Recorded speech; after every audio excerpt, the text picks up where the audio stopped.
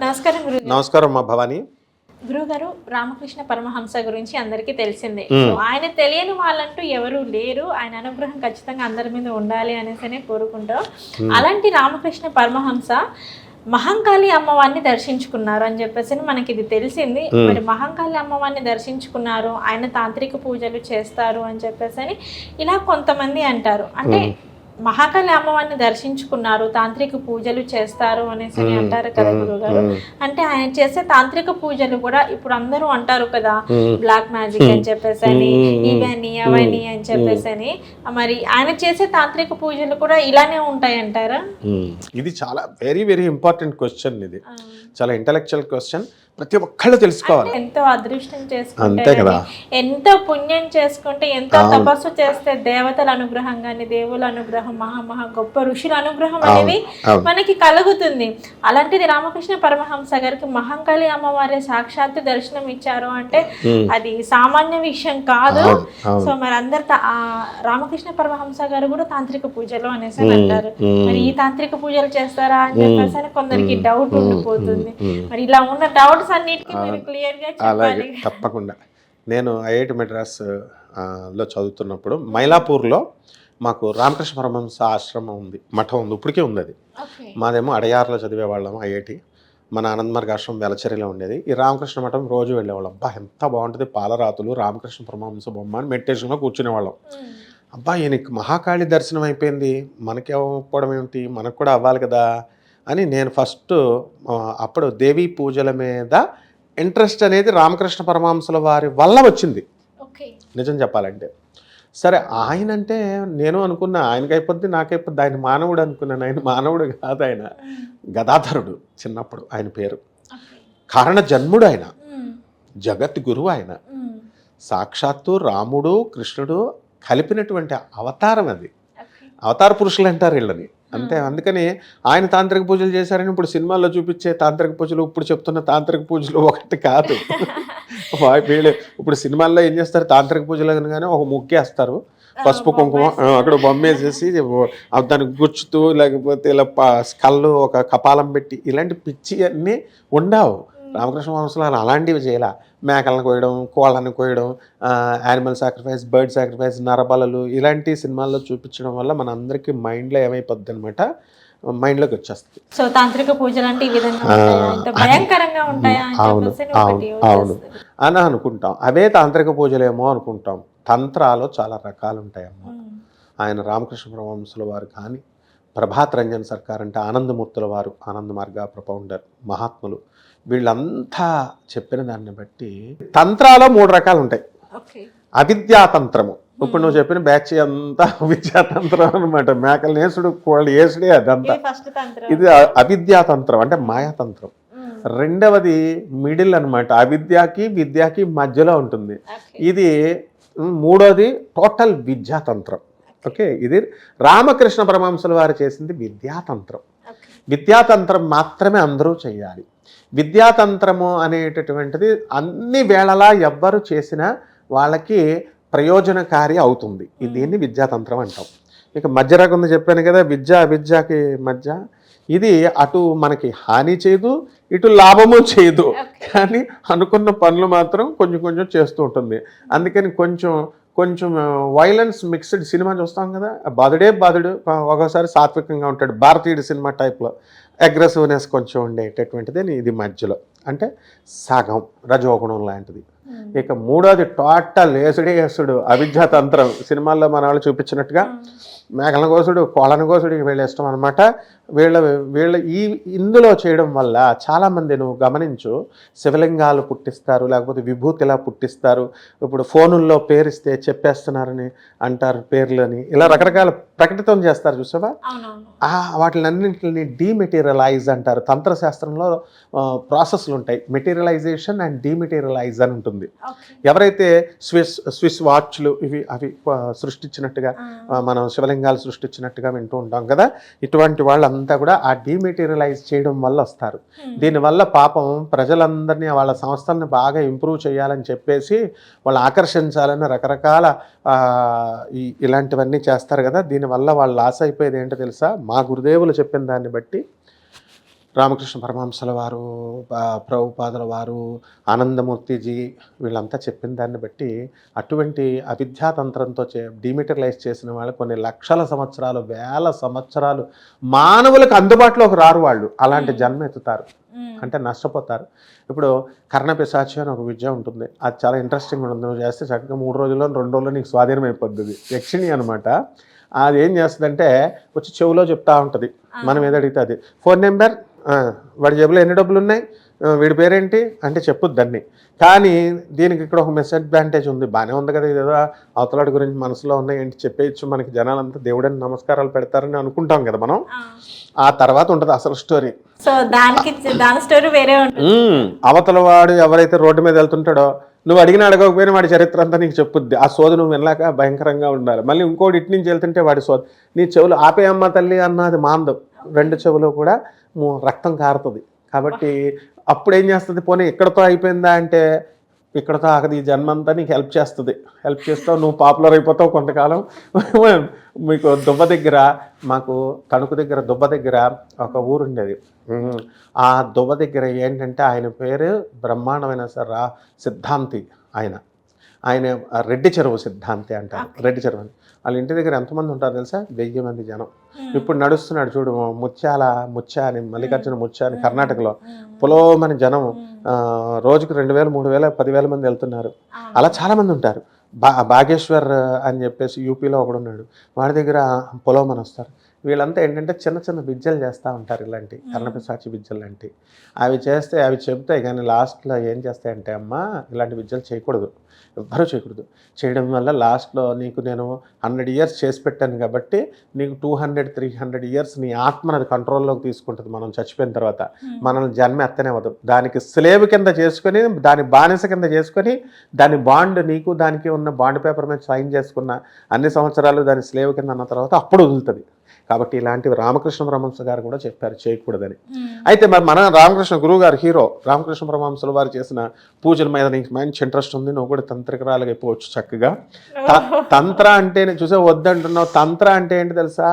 Bad అనే impression లా create చేశారు. తంత్ర అంటే చాలా మంచిది, ప్రాక్టికాలిటీ అనమాట. రామకృష్ణ పరమహంసల వారు ఏం చేశారంటే, మామూలుగా అమ్మవారికి మనందరం చేస్తున్నట్టే పూజ స్టార్ట్ చేశారు. దీపం వేయడం, అగరత్తులు వెలిగించడం, దీపాలు పెట్టడం, అన్నం తినిపిస్తూ అమ్మా నువ్వు తిను, అమ్మా నువ్వు తిను అని అమ్మవారితో కాళికాదేవితో మాట్లాడుతూ ఉండేవారు. ఇప్పుడు కూడా ఉంది దక్షిణేశ్వర్ బేలూరు మఠ్ అని ఉంటుంది, మన హౌడా స్టేషన్కి అస్తమానం వెళ్తాం మేము. అక్కడ మనకి ఒక శక్తిపీఠం ఉంది కదా మహాకాళి అమ్మవారు, అది కాళీఘాట్లో ఉంటుంది. ఇది రామకృష్ణ పరమహంసల వారి ఆశ్రమం ఏమో దక్షిణేశ్వర కాళీమా టెంపుల్ ఉంటుంది. అక్కడ అన్నం తినమ్మ అంటుంటే వీళ్ళందరూ జనం అంతా చూసి ఏంటి పిచ్చెక్కిందా ఏంటి ఇలా చూస్తున్నాడు, ఇలా అడుగుతున్నాడు అనుకునేవారు. అప్పుడు అసలు ఆ గుడి ఎవరిది? రామకృష్ణ పరమహంస మేనమామది. ఆయన అందులో పూజారి. ఆ గుడి టెంపుల్ ఓనర్ ఎవరు? రాణి అహల్యాబాయి.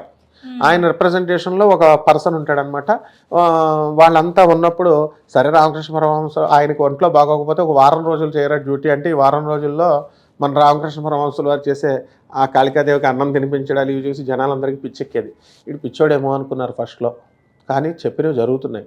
అంతా చూశారు, ఇతనిలో ఏదో మహత్తు ఉంది, ఇతనిలో దైవ సంపన్నత ఉంది అని చెప్పి తెలుసుకొని మన రామకృష్ణ పరమహంసల వారిని గౌరవించడం మొదలెట్టారు. ఒకసారి రాణి అహల్యాబాయి ఇన్స్పెక్షన్కి వచ్చింది. ఇంత పేరు వచ్చేసింది దీనికి షార్ట్ టైంలో. అంతా నీ మహిమే, యూట్యూబ్ మహిమ వల్ల రాత్రికి రాత్రి ఎలా ఫేమస్ అవుతున్నారో మన రామకృష్ణ పరమహంసల వారిని కూడా భవానీ మాత ఫేమస్ చేసేసింది. ఇప్పుడు ఏమైంది చూడు, అసలు రాణి అహల్యాబాయి వస్తుంది. వచ్చి ఏం జరిగింది అని చెప్పి కూర్చుంటే పూజ చేయమంటది. మనవాడు పూజ చేస్తున్నాడు, వచ్చి ఫ్యాట్ మన కొడతాడు రాణిని. ఏమిట్రా రాణినే కొడతావు? రాజభట్లు వచ్చి పట్టుకోపోతారు. ఇన్ని కొంతలైతే అయ్యావు నువ్వు ఏంటి రాణిని కొడుతున్నావని. వదిలేయమంటది. ఎందుకు కొట్టాడో కారణం తెలుసుకుందామని. అప్పుడు అంటాడు అనమాట అద్భుతమైన వాక్కు. అసలు ఇంత ఈ మొత్తానికి విశ్వానికి అమ్మవారు తల్లి ఆమె.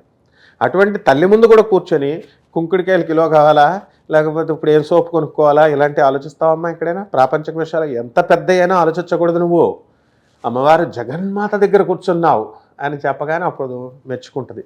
మెచ్చుకొని రామకృష్ణ వారి పరమహంసుల వారి గొప్పతనం అలాగా పెరుగుతూ ఉంది. ఇప్పుడు అసలు స్టోరీ స్టార్ట్ అయింది.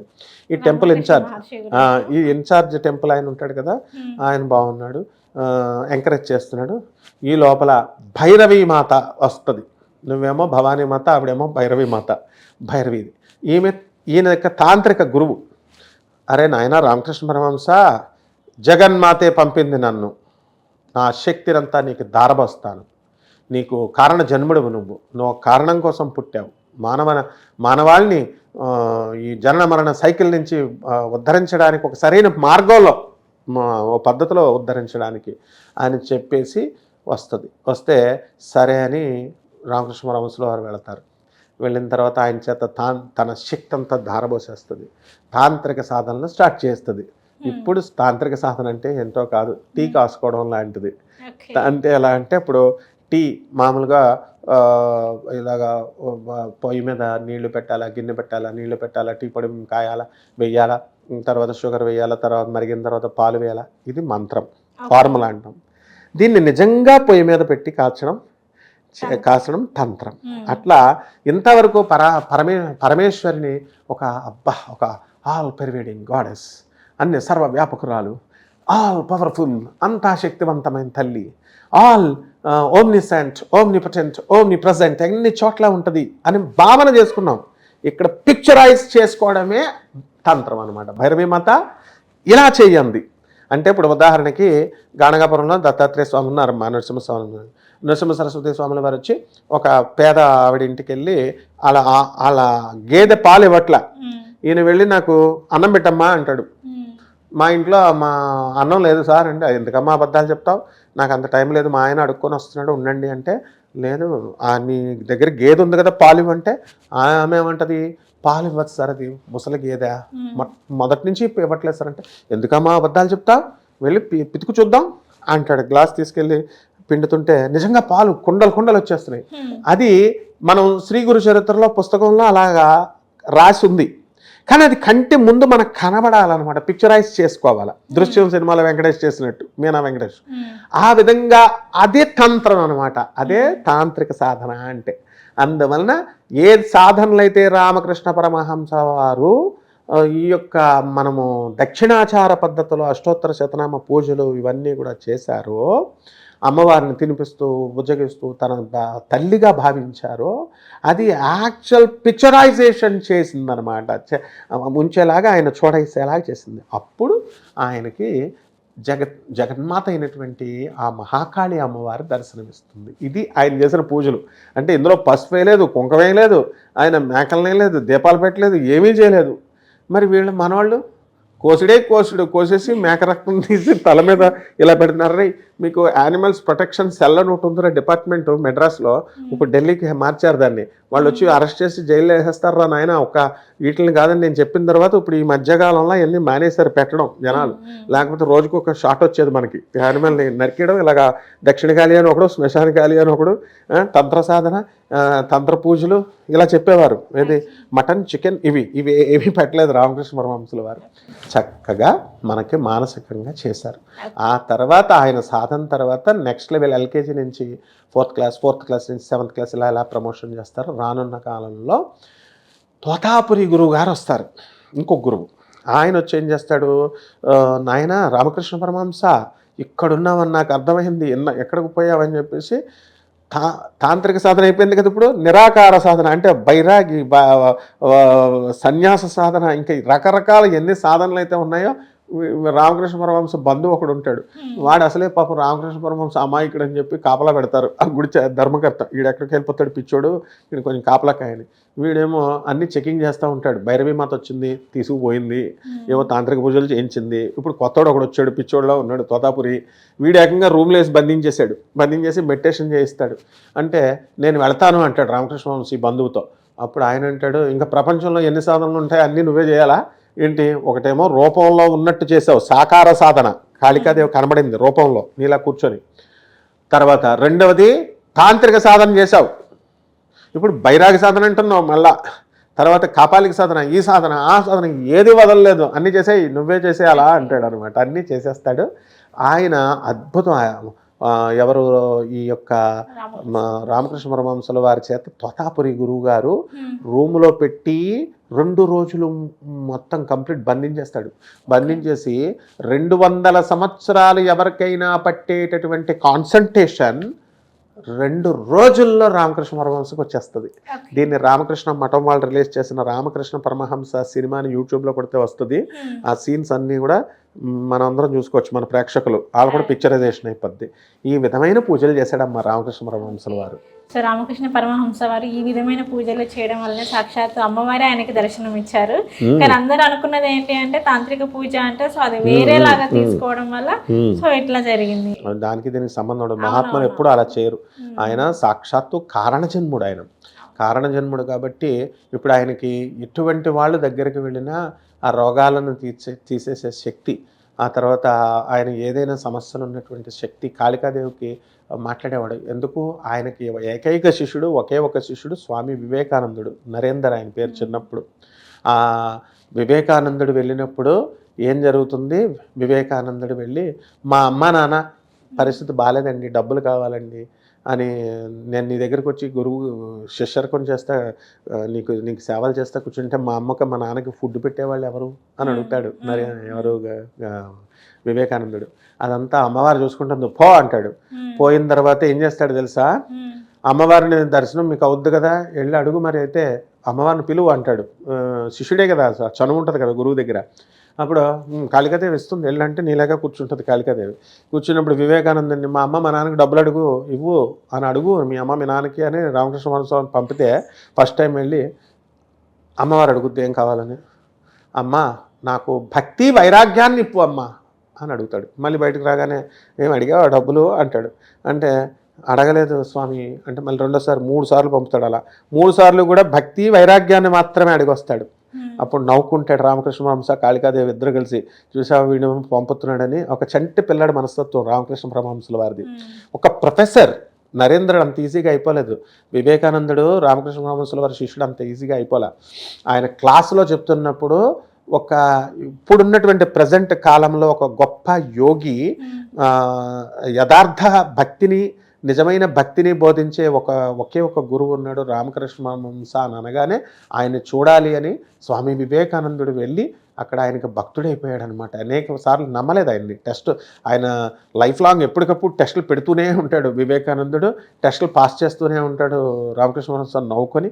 ఆ తర్వాత ఆఖరణ తన శక్తినంతటినీ కూడా వివేకానందుడికి ధారబోసి, నరేంద్ర ఇంక నా దగ్గర ఏమీ లేదు, ఇంక నువ్వేం చేస్తావో నీ ఇష్టం, మానవ సమాజాన్ని ఉద్ధరించు అని రామకృష్ణ పరమహంసుల వారు భౌతిక దేహాన్ని వదిలేస్తారు. అప్పుడు అందువల్లనే రామకృష్ణ పరమహంస స్వామి వివేకానంద ఒక మహాగర్జన, ఒక సింహగర్జన చేసి ఆధ్యాత్మిక సింహం అనడానికి ఆయన తప్ప ఇంకెవరికి ఛాన్స్ లేదు.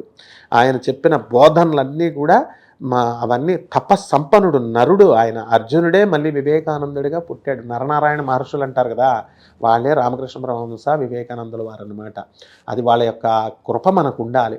అలాగే రామకృష్ణ పరమహంసుల వారు ఏం చేస్తారు, తనకి క్యాన్సర్ వస్తే, అలాగే రమణ మహర్షుల వారు కూడా వాళ్ళకి క్యాన్సర్ వస్తే వాళ్ళకి ఒక్క నిమిషంలో తొలగించుకోవచ్చు. వాళ్ళు ఆడ తొలగించుకోరు. ఆడ తొలగిస్తే ఇంకొంత కాలం బతుకును. అప్పుడు వాళ్ళు ఏమంటారు తెలుసా, కర్మను మేము తగ్గించేసుకున్నామనుకో మళ్ళీ ఈ కర్మని దీన్ని అనుభవించడం కోసం ఇంకో జన్మెత్తాల. కాబట్టి అట్లా చేసుకోకూడదు. కాబట్టి ఆ కర్మని నేను ఇక్కడే మేము అనుభవించేసి దానికి సమాప్తి చేస్తాము, ఇక్కడే మోక్షం వస్తుందని పరమాత్మలో లీనమవుతారు. అలాగే రమణ మహర్షుల వారికి అనస్థీషియా మత్తుమందు, చిన్న బ్లేడ్ ఎట్టి కొయ్యాలనుకో మనకి ఆపరేషను, మత్తుమందు ఇచ్చావా బాగా అంటాడు. ఒక పన్ను నొప్పికే. లేదనుకో మత్తు లేకుండా ఆపరేషన్ చేస్తే నొప్పి వస్తుంది కదా, ఇది నా బాడీ కాదని అనస్థీషియా ఇవ్వకుండా ఆపరేషన్ చేసేసుకోమంటాడు ఎవరు? రమణ మహర్షుల వారు. అంటే ఈ శరీరం నాది కాదు, ఎంత నొప్పి వచ్చినా ఆయనకి ఇది లేదు. అందువలన వీళ్ళిద్దరూ కూడా ఏం చెప్తారంటే, ఈ శరీరం ఇది కాదు, ఈ శారీరక స్పృహ పోవాలి, ఆత్మే నువ్వు. ఈ ఇల్లు మనం ఆత్మ ఇంట్లో ఉంది కానీ మనం ఇంట్లో ఉన్నాం కానీ మనలో ఇల్లు లేదు. ఇది ఈ విధంగా ఇంట్లో మనం ఉన్నాం. అంటే మన బాడీలో ఆత్మ ఉంది అని చెప్పి మహానుభావులమ్మ వీళ్ళిద్దరు కూడా. అందువల్ల వీళ్ళ తత్వం మనకు అర్థం అవ్వాలి అంటే ఒక సింగిల్ డేలోనో ఒక నెల రిఫ్రెషర్ కోర్స్ లాగా 30 రోజులో, లాంగ్ టర్మ్ లాగా 1 ఇయర్, లేకపోతే మామూలు మనం స్టడీస్ చేసినట్టుగా మాస్టర్స్ అని చెప్పి USA అక్కడికి వెళ్ళి 45 లక్షలు కడితే రాదు. గురు సేవ చేయాలి. మీరు ఇలా చెప్తున్నప్పుడు నాకు ఒక చిన్న డౌట్ వచ్చింది గురుగారు. మీరు చెప్పారు ఆల్రెడీ కర్మని మేము తొలగించలేము, అది ఈ జన్మలో ఇక్కడే మేము స్టాప్ చేస్తాం. తొలగించలేము అంటలా, తొలగించుకోకూడదు. అదే కర్మని మేము తొలగించుకోకూడదు, ఎందుకంటే ఈ జన్మలో మాకు కర్మ అనుభవించాలని రాసిపెట్టి ఉంది కాబట్టి ఇదే జన్మలో మేము తొలగించుకుంటాం. ఇంకో జన్మ ఎత్తి మళ్ళీ అక్కడ కర్మని తీసుకునే అంత వద్దు అనేసి చెప్పారు కదా.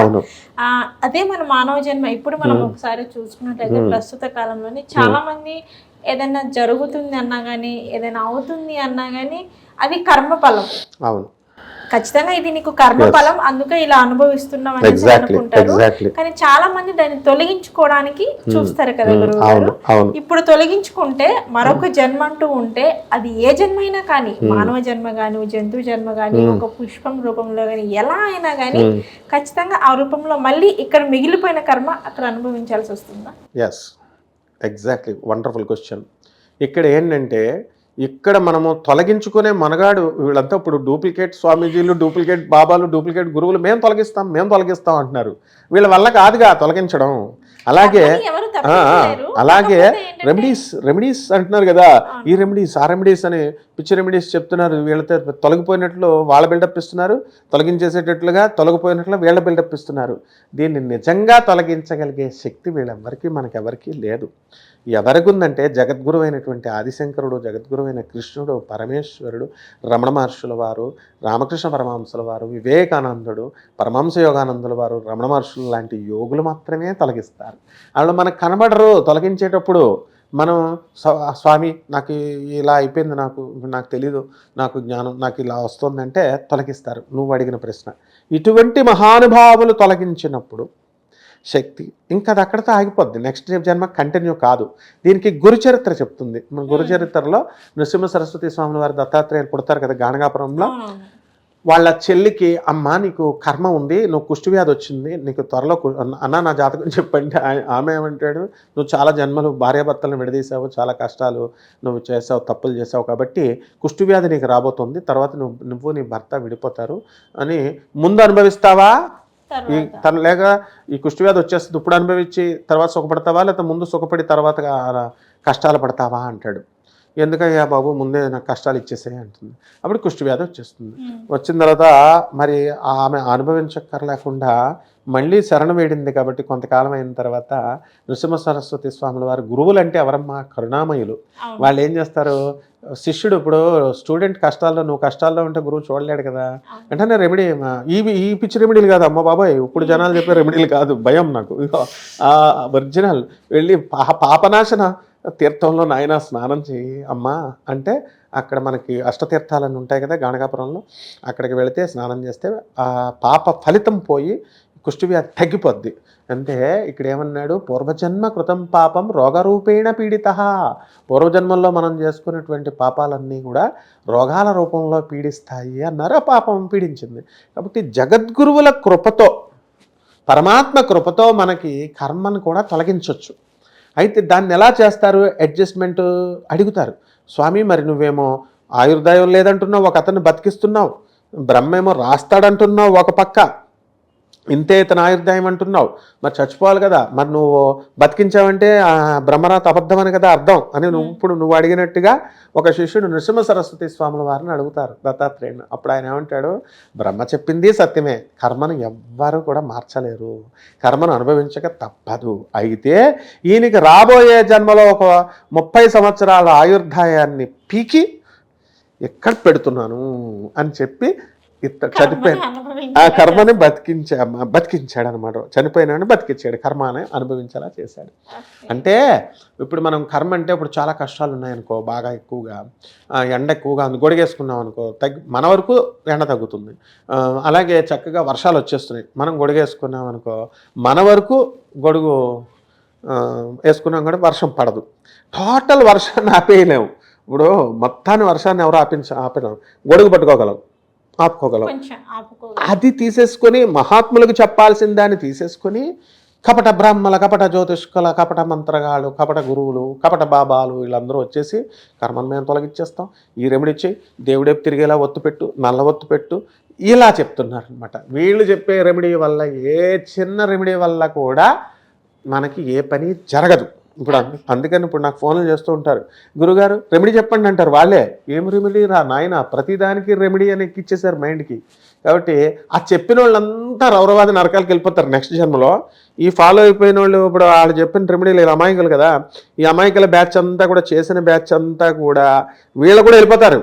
కానీ మళ్ళీ సద్గురువు రమణ మహర్షి లాంటి వారు, తర్వాత జగద్గురువులైనటువంటి మన ఆదిశంకరాచార్యుల వారు, ఇలాంటి వాళ్ళు, రామకృష్ణ పరమహంసుల వారు వాళ్ళని ఫాలో అయితే ఈ కర్మ వీళ్ళకి తొలగిపోద్ది. ఈ పిచ్చి పిచ్చి రెమెడీలు చేయడం వల్ల లేనిపోని కర్మలు తెచ్చుకున్నారు వీళ్ళు. ఎందుకంటే శాస్త్రం క్లియర్గా చెప్తుంది, అయోగ్యులైన గురువుల్ని, అశాస్త్రీయ విధానాలను బోధించే వాళ్ళకి, అవైదిక విధానాల్లో బోధించేటటువంటి వాళ్ళకి, నిషిద్ధ కర్మలతో పూజలు చేసేటటువంటి వాళ్ళు బోధించేవాళ్ళు, తర్వాత వాళ్ళని సపోర్ట్ చేసేవాళ్ళు, వాళ్ళని ఫాలో అయ్యేవాళ్ళు కూడా రౌరవాది నరకాలకు వెళ్ళిపోతారని ఉంది. నరకం అంటే ఏదో ఈజీ అనుకుంటున్నారు, ఇలా రానియండి పర్వాలేదు అంటున్నారు. యముడు తోలు తీసి నార గండ పెడతాడు. ఎలాగంటే ఇప్పుడు అదంతా కథలు అనుకుంటున్నారు వీళ్ళు, కథలు కాదు, అది కాన్సెప్ట్ కరెక్ట్ డీకోడ్ చేసుకోవాలి అక్కడ. అంటే ఇప్పుడు మనల్ని తీసుకెళ్ళి మంచి మరిగే నూనెలో పడేసాడనుకో, శరీరం ఫిష్ లాగా ఫ్రై చేసేస్తాం, అంత నొప్పి వస్తుంది. ఆ నొప్పిని ఆత్మకి ఇస్తానంటున్నాడు.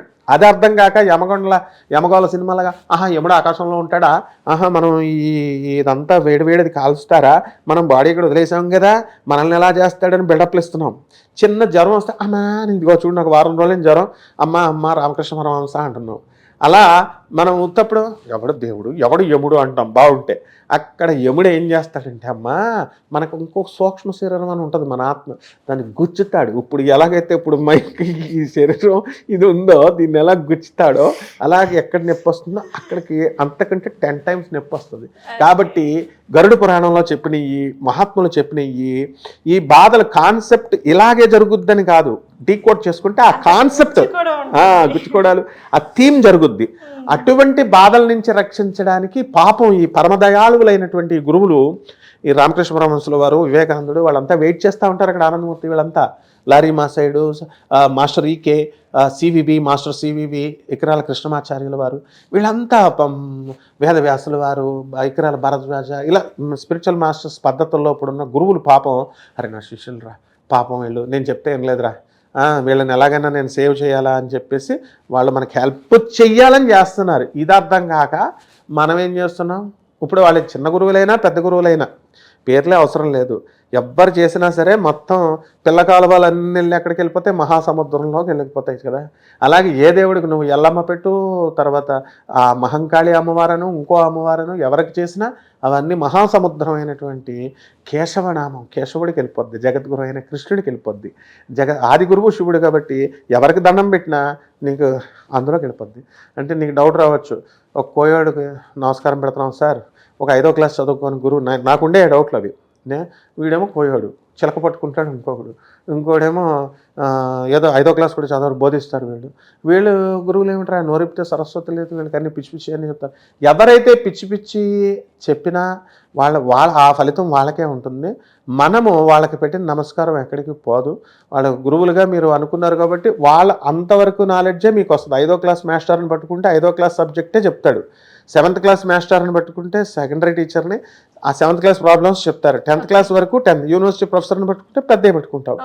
అట్లాగా ఆ గురువుల దగ్గర నుంచి ఎంతో కొంత నేర్చుకుంటావు, డబ్బులు తీసుకున్నా పర్వాలేదు. వాళ్ళకి పెట్టిన నమస్కారాలు ఆది గురువైనటువంటి పరమేశ్వరుడికి, జగద్గురువైన కృష్ణుడికి చెందుద్ది, పర్వాలేదు, భయపడక్కర్లా. కాకపోతే ఇట్ ఈస్ ఎ ప్రాసెస్ అనమాట, అందువల్ల అలా జాగ్రత్త చేసుకోవాలమ్మా.